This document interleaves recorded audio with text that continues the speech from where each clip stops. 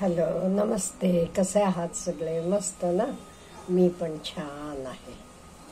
हल्ली का नाही बरेच मुलींना लग्न करायचंच नसते, लग्न नको म्हणतात. आता काही मुलींचं म्हणणं असं आहे, त्या घरात आईची दशा बघतात. दशा, मुद्दा मी शब्द दशा वापरलेला आहे. घरचं सगळं काम करायचं, कोणी तिचं कौतुक करत नाही, किंवा ती आजारी असली तरी कोणी काही विचारत नाही तिला. त्यामुळे आईचं सगळं घरात बघून ह्या मुलींना वाटायला लागलंय, नाही आपण लग्न करायचं नाही, आपण असं व्हायचं नाही. त्यामुळे ह्याच्याबद्दल एक व्हिडिओ बनवा ना मॅडम, म्हणून रिक्वेस्ट होती. म्हटलं बनवूया, काय आहे ते. पहिली गोष्ट तुम्ही जाणून घ्या, आपले आईची अशी दशा का झालेली आहे. पहिलं, शिक्षण नसेल तिला, ती घरचे लोकांशी कसं वागतीये हे बघा. वागणं हे दोन्ही बाजूनं असते. आपण नवीन घरी येताना लग्न होऊन नो डाऊट आपल्याला जास्त ॲडजस्टमेंट करावं लागते. I do agree with you. का म्हणजे आपण नवीन घरात येतो, त्यामुळे आपल्याला नवीन ॲडजस्टमेंट करायची असते. त्यामुळे आपण नवीन घरात आल्यावर आपण कसं वागायचं हे पण आपण ठरवायला पाहिजे ना. त्यांना काहीतरी आपला उपयोग व्हावा, मदत व्हावी, असंच वागायला पाहिजे का नाही. नाही ते नुसतं खर्चासाठी आणि एक माणूस वाढला असं होऊन उपयोगाचं आहे का? नाही. त्यामुळे ह्या सगळ्या गोष्टी बदलायला पाहिजे. ते लग्न न करून तुमची दशा बदलणार नाही. लक्षात घ्या, मी काय विचारपूर्वक सांगते. तुम्हाला वाटते आईची अशी दशा झाली आहे म्हणून मला लग्न करायचं नाहीये. लग्न न करून तुमचे परिस्थितीत बदल होणार नाही. मग आपण परिस्थिती बदलायला काय करायला पाहिजे? पहिल्यांदा व्यवस्थित शिक्षण घ्या, स्किल एज्युकेशन घ्या. तुम्हाला जास्त शिकायचं नाही ना, ठीक आहे, स्किल एज्युकेशन घ्या, काही असू देत. उत्तम प्रकारे टेलर बना, ब्युटी पार्लर छान प्रकारे चालवा, काही कम्प्युटरची कामं उत्तम प्रकारे करा. अहो, शिक्षण तुम्हाला इंटरेस्ट फार नसला तरी कितीतरी गोष्टी अशा आहेत तेच आपण प्रावीण्य मिळवू शकतो. असं कशात तरी प्रावीण्य मिळवा, तुम्हाला तुम्ही सिद्ध करा. अहो, मैसूरला एक मुलगी आहे, नो डाऊट तिचा यूट्यूब चॅनल वगैरे आहे. आता ती 30 वर्षाची आहे. 2 वर्षापूर्वी 28व्या वर्षी तिनं आईला 2 मजली केवढं घर बांधून दिलाय. विचार करा, मुलगी असून 2 वर्षापूर्वी 28व्या वर्षी तिनं आईला मोठंच मोठं घर बांधून दिलेलं आहे. त्यामुळे लग्न न करणं हा पर्याय नाहीये. लग्न न केलात म्हणून तुमची काही परिस्थिती सुधारेल नाही. ते परिस्थिती सुधारायला परत मी सांगते, मुलींनी आपले पायावर उभं राहणं. एक लक्षात ठेवा, कोणी येऊन आपला हात धरून वर नेणार नाहीये. आपल्याला प्रयत्न करावे लागतात. नो डाऊट तुम्ही प्रयत्न केलेत की बाकी तुम्हाला कोणी मदत करेल, पण तुमचे आतनं इंटरेस्ट नाही, तुम्हाला काही करायचं नाही, ते कोणी काही करू शकत नाही. त्यामुळे आधी काय करा, मला काय करायचं आहे हा विचार करा. तुम्हाला अभ्यास करून काही अधिकारी व्हायचं आहे, काही अमुक व्हायचं, अशी तुमची इच्छा असली की त्याचे मागे लागा, हरकत नाहीये.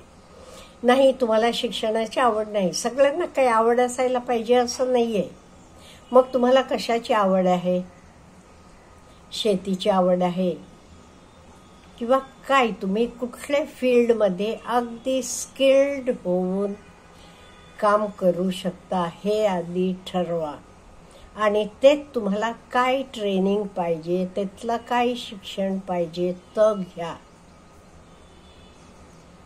आणि अगदी व्यवस्थितपणे स्वतःला तयार करा आणि स्वतःचे पायावर स्वतः उभं राहावा.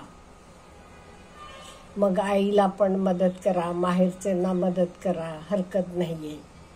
कोणी काही बोलत नाहीये. तुमचं तुम्ही मिळवून त्यातला 1 पार्ट ऑफ द इन्कम माहेरचे लोकांसाठी दिला तर कोणी काही बोलत नाही. पण तुम्ही नवऱ्याच्यातला काढून दिलात की बोलू शकतील.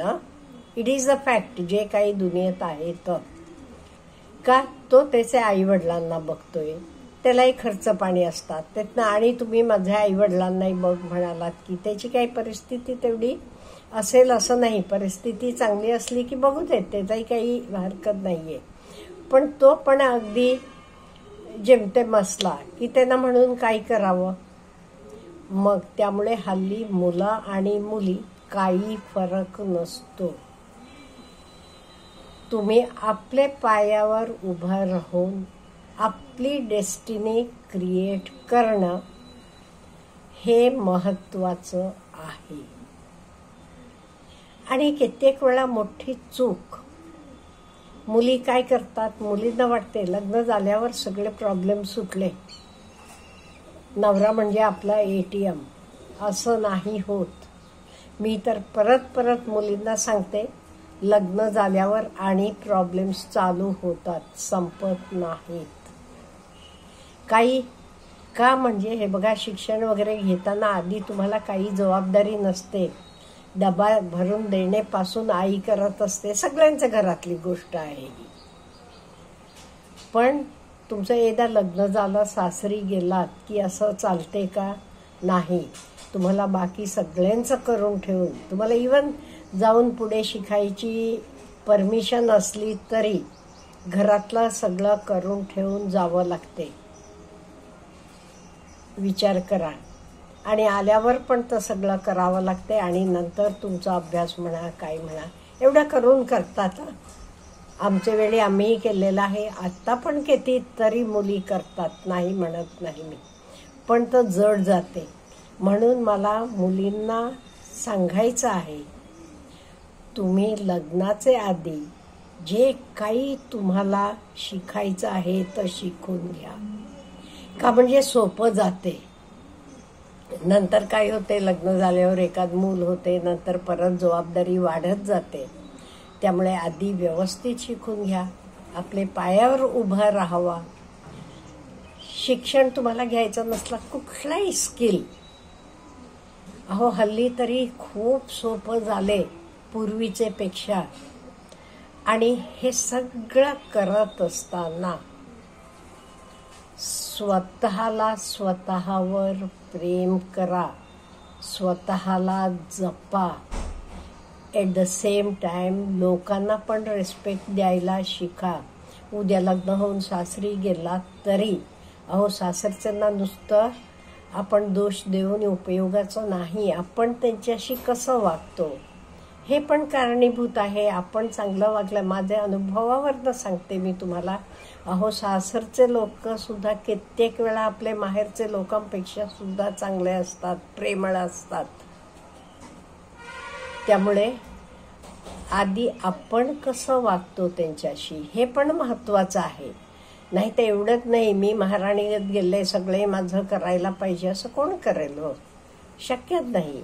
त्यामुळे तुम्ही कसं वागता, तुमचं वागणं हे सगळं इट मॅटर्स ए लॉट. त्यामुळे मी स्वतःचे पायावर उभी आहे. माझं मी पैसे मिळवते म्हणजे मी कोणालाही विचारणार नाही, मला हवं तसं वागीन नाही. सासरी गेल्यावर सुद्धा असं तुम्ही मनात सुद्धा आणू नका. अहो तुम्ही लग्न आधी तरी तसं चालते का? आई वडील ऐकतात का? माझं मी मनात आल्यासारखं वागते म्हटलं की नाही. त्यामुळे पुढे पण तसं.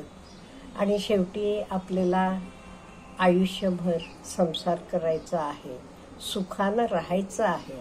स्वतःलाही सुख पाहिजे, समोरच्यालाही सुख द्यायला पाहिजे, हे आपण लक्षात ठेवायला पाहिजे.